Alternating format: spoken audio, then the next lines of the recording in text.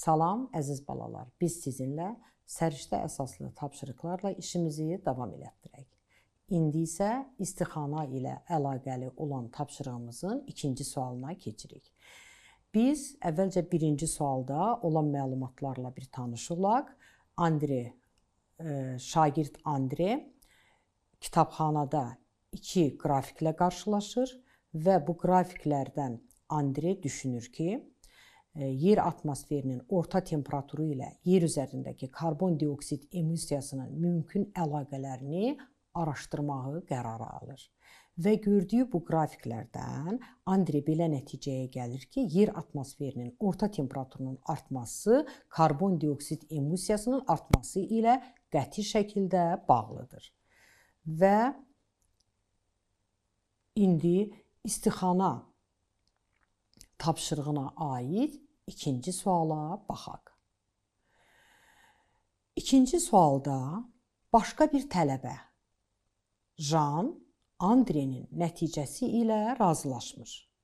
O, qrafikləri müqayisə edərək bəzi hissələrin Andrenin nəticəsini dəstəkləmədiyini söyləyir.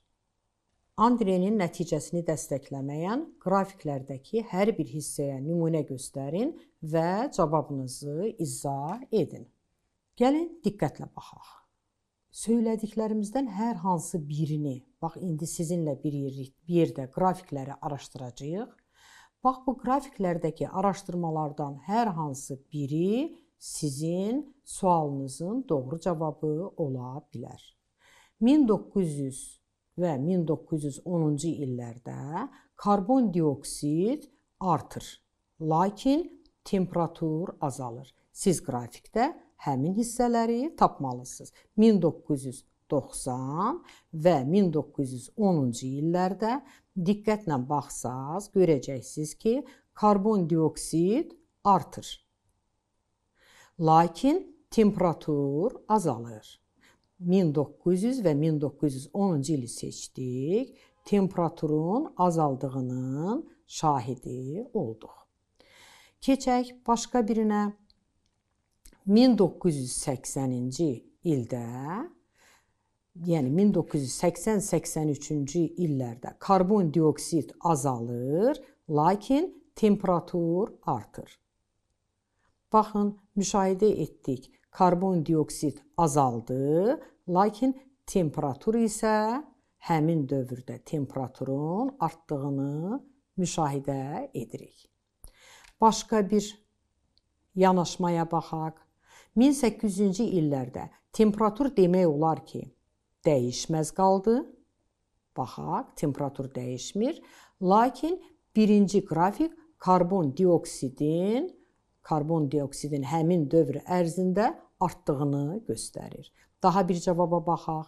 1950-ci, 1980-ci illər arasında temperatur sabit qalır. Fikir verdiniz, temperaturun sabit qaldığını, lakin karbon dioksidin isə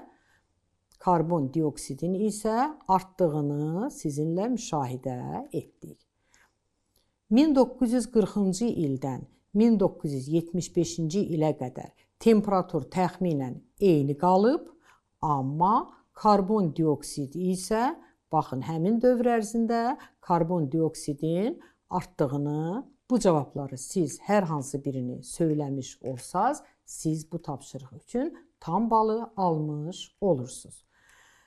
Bu tapşırığı həll etməkdə də siz verilmiş iki qrafikin üzərindəki məlumatları tutuşturmaq, müqayisə etmək və bundan hər hansı bir nəticə çıxartmaq bacarığını formalaşdıraraq tapşırığı həll edirsiniz. Diqqətinizə görə sağ olun.